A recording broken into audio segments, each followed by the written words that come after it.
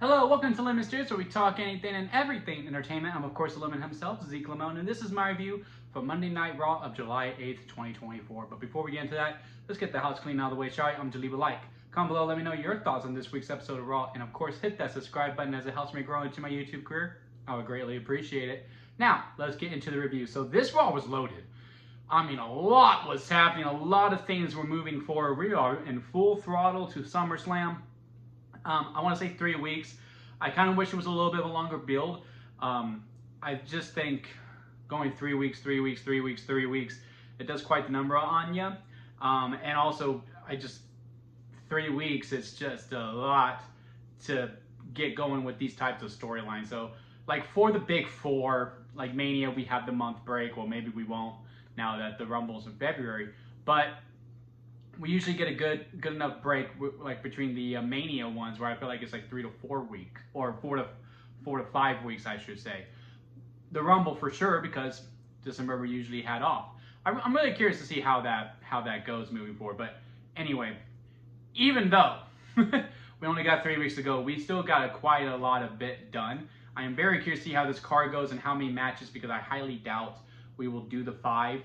Just the standard 5 matches that Triple H likes to do, because SummerSlam is one of the bigger events.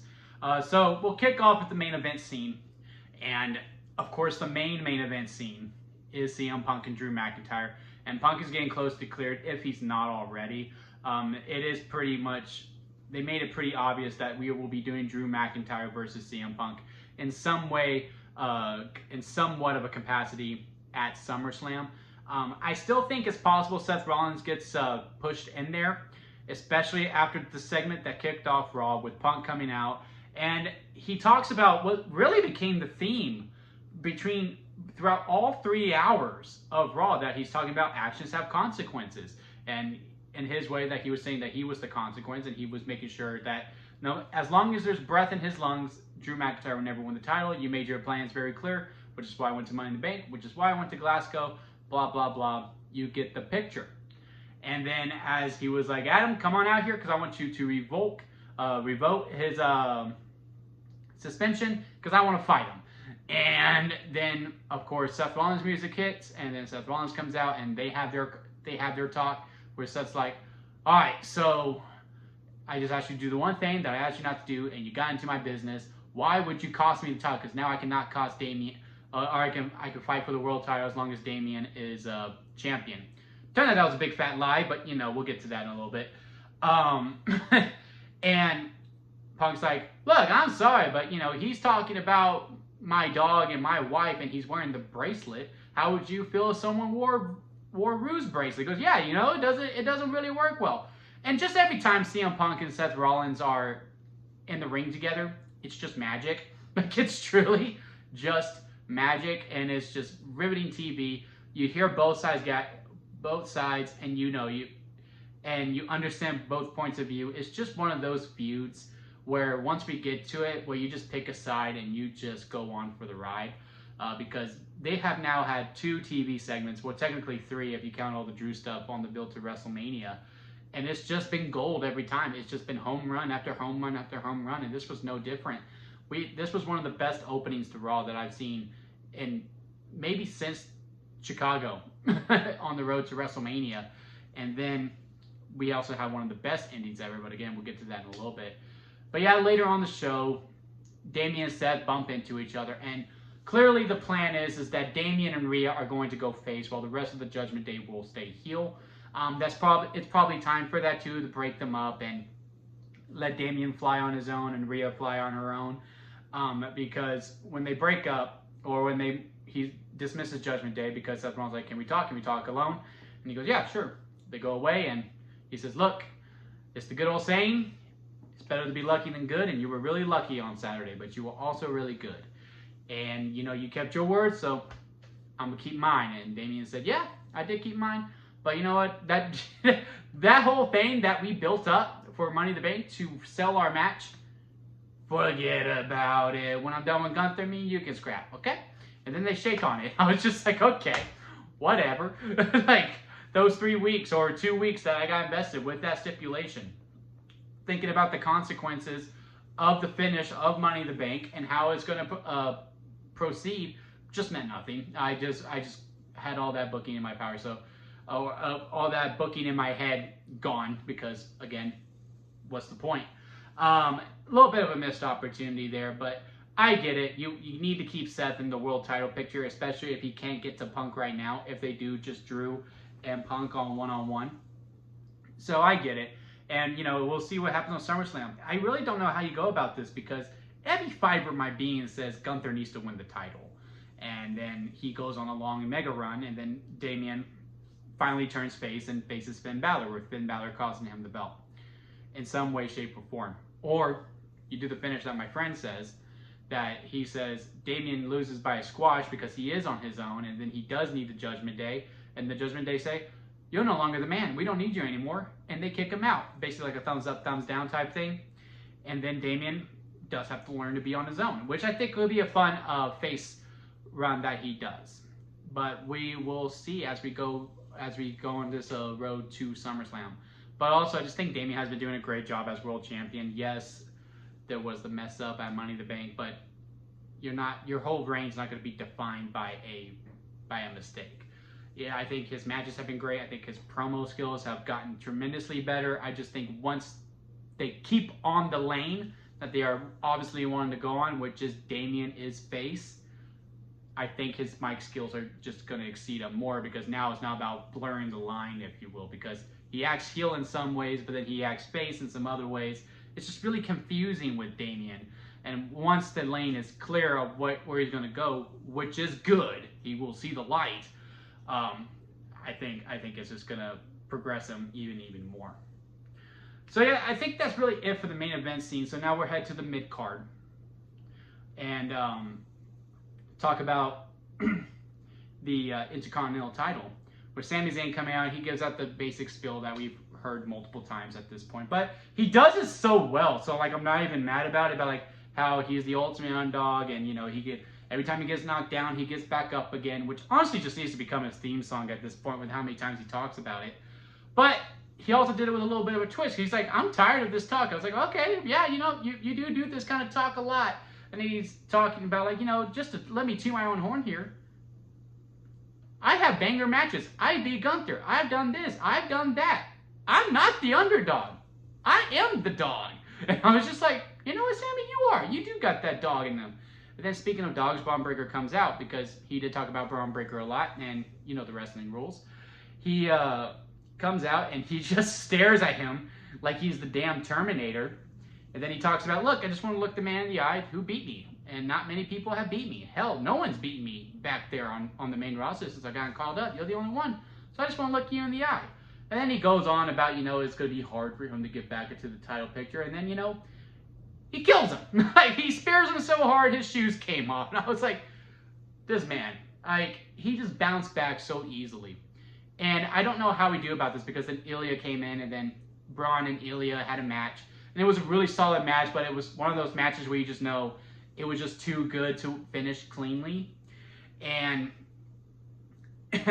and then Ilya gets destroyed. So we might see the triple threat at SummerSlam. I kind of want it to be one-on-one again, because I think it would be a good contrast from round one when they fought at Money in the Bank. Braun Breaker was a little bit loose. He was doing the Olay chant. He was mocking Sami Zayn. There was a lot of taunting from Braun Breaker as the rookie.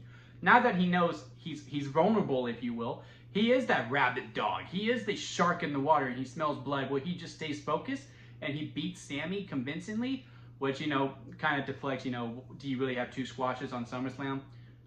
No, maybe Gunther and Damien is much more even than I think, but I do think that would help Braun quite a bit, and even catapult him to even bigger role with the Intercontinental title, because one, he'll win it at a bigger stage at SummerSlam one-on-one, and he beats someone who is heavenly loved, Sami Zayn, and also he beat someone who beat Gunther, which is really a saying for him and with that title. And I'm also just really happy that the IC title just feels so important, because for the longest time, hell, I got into wrestling around 2007. That's when I first started watching it. It was around No Mercy when I think Randy Orton and Triple H fought each other 3 times There was a Punjabi prison match between the Great Khali and Batista. But anyway, and the IC title was like always kind of there, plus the US title. And then the main titles really got most of the love. So now that I'm living in this era for like the first time ever, really, where this title actually feels really important, whereas not only when the Miz has the belt, the title feels important. It's just whoever has it, you mean something, and it's just been really consistent. So from Gunther to Sammy, and then I'm pretty sure Braun is coming in pretty soon, or Ilya, or you know, the mid-card scene is just so healthy. You know, like it's not just about who's starting the show and who's finishing the show. The middle is so beefy as well, and not just with the men, but with the women too. And it's just such a great spot to be in. But move away from the title picture to some people who were like kind of in the middle card, but also in the main event scene, because the Wyatts are not mid card. We did get the another VHS after, you know, them messing with Chad Gable. I just love Jey Uso. Especially when, you know, him and Chad are wrestling. Again, another solid match, but another match where you're just like, well, either one can really afraid to lose, so something needs to happen to like cause the finish. I'm glad we didn't do 2 DQ finishes, but when the lights started going out, it's like, well, Chad's not going over. And Jey Uso won and literally yeeted out of the arena because he went yeet, and he was gone. And then Chad Gable starts running away too. And I don't know if y'all caught it, but a fan goes, "Chad, behind you!" And then Chad fell. Oh man, that killed me. That really sent me. I thought that was one of the funniest things ever. But yeah, Sister Abigail gives another VHS to Pat McAfee and Michael Cole. Get that video, and basically we got the confirmation that they are Wyatt 6. Or sick. I should say not 6. Wyatt sick. And that, I thought it was going to be there. I was like, okay, 3 VHSs. I kind of wanted to do something more human than just Sister Abigail showing up with a VHS. I mean, granted, this VHS was great as well. I also like, you know, we seen everyone and we saw how they look. Man, Dexter Lumis looks freaking wicked. I don't know if he grew his hair or whatever, but he looks completely different. Everyone else was still, for the most part, recognizable. And also, comment and let me know. Did y'all see Nikki Cross when they got to Sister Abigail? Or did it just stay as Abigail the whole time? Because I'm curious to see if Abigail will be in ring action. Because I did not see Nikki Cross whatsoever. Because I don't see Abigail wrestling with the mask on. Because I just feel like that would be annoying with that kind of mask. Like, it's, you know, it's not a Lucha Libre mask. So very curious to see that. Comment and let me know if you did see Nikki Cross a static face on it. Because I didn't see it. I saw everyone else get a face instead of Abigail. So let me know in the comments on that one. But yeah, then we cut to, and Chad's like, "They're coming after me. Why aren't you helping me?" And Adam is just like, "Well, if they're coming after you, bud, maybe look in the mirror, you know?" And then Chad's like, "You know what? I will. I'll take care of this myself. But I also want a vacation." And then he walks out, opens the door. There's Bo. I popped in the middle of my house. I'm not gonna like, oh crap, they're here. They're really here. It's not just Abigail this time. So great stuff, great stuff. It's just moving full throttle. I wonder if we do Chad versus Howdy at SummerSlam. Maybe we do a 6-man, because we also got another sneak peek with the Chad talking to the Creeds in the back with when Sonya and Zoey and Shayna were talking. So maybe we do that. Maybe the Alpha Academy fully gets back together and Chad turns face, because I could see this Wyatt's doing kind of like what Bray was doing when he first came in as the Fiend, where, you know, he fought Bryan, who was a heel, and, you know, and it ran its course pretty much. And then he faced Bryan, then Bryan turned face. He faced Miz, who was a face, and it just wasn't working, and then Miz turned into a heel. And then he was working Orton, and then Orton started to get his sadistic side again, where he wasn't really heel, but he was he wasn't really quite a face, because he was doing these dastardly things like he was when he was, you know, the Apex Predator, or, you know, the Viper, or the Legend Killer. So I can see them doing that, where they do fix attitudes of certain superstars. But I'm just really curious to see how it goes through. And at some point, they have to wrestle, and I just don't see them doing like what they did with Bray Wyatt, where they wait 2 months. I do think SummerSlam is the perfect debut match for the Wyatt 6. So now we move into the tag division, which was only 1 segment, so it should be pretty quick. We had a 6-man tag with the Judgment Day and against Braun Strowman and Awesome Truth. I actually really liked that they attacked the Awesome Truth before Braun came out, because it is just so cool when we hear Braun and then he comes out. It just sends a whole other emotion into the arena. But for the match, and it was fine. It was truly fine for what it was. But it's all about the shenanigans at the end. Braun and Truth do the run around the ring together. It was funny. And then Truth's like, "What's up? What's up? What's up?" Coup de grace win. Boom, done. Miz looks pissed off in the background. So we're slowly building up the seeds to break them up. I'm assuming they do the rematch at SummerSlam. I just really hope we do like every title is defended at SummerSlam, just to give every title something. And then we'll do the Awesome Truth breakup properly. Miz goes back to being a heel, where you could probably go to the mid-card scene again and, you know, feud with the IC title depending on who has the belt. But I do think, look, I like Miz. I like Miz as a face. I like Miz as a heel, but some people just work better as heel, and Miz is one of those. He doesn't get enough flowers, for sure, and I think he deserves a lot more respect than he is given, especially nowadays. But it's just, I just think he works better as a bad guy. Then yeah, then we get to the main event, and holy cow. But before we get into the main event, let's talk about something else in the women's division, and that's the women's tag titles. So we had another six-person tag with Damage Control versus Lyra Valkyria and Kaden and Katana. And Damage Control wins, and you know, they had that promo segment before. It's like, look, we're not really Damage Control because we're losing a lot, but we'll win and we'll be back to being Damage Control. And then they do, but the match really doesn't matter. It's what happened afterwards, and it was done so well. Now that Sonya has officially been able to ally herself with Shayna and Zoey, they're formed together. They clear house of Damage Control, and then they're standing tall in the middle of rings. It actually gets a pop from the crowd, which is really, really great, because I really want to see where this group goes. And then, you know, we get to the backstage, and, you know, like I said, Chad and the Creeds are in the background, and it is your standard new group promo. It's new group promo 101. We're here to take over. We're going to run this division. We're going to win all the titles, blah, blah, blah, blah, blah. Alba and Isla show up. They have their belts saying, I got to take over. And now we're going through it. Because, you know, Zoey and Shayna said, look, after we get our Money in the Bank, we're coming for you. And now we're here. But we also got Bianca and Jade on SmackDown, one of the women's tag titles. So, again, great steps moving forward to make these tag titles mean something. Everyone's really gunning for them. They are constantly being present. They are in focus in some way or another. I would honestly probably give it to Shayna and Zoey and Sonya, and let them be the first women tag team champions to do the Freebird rule.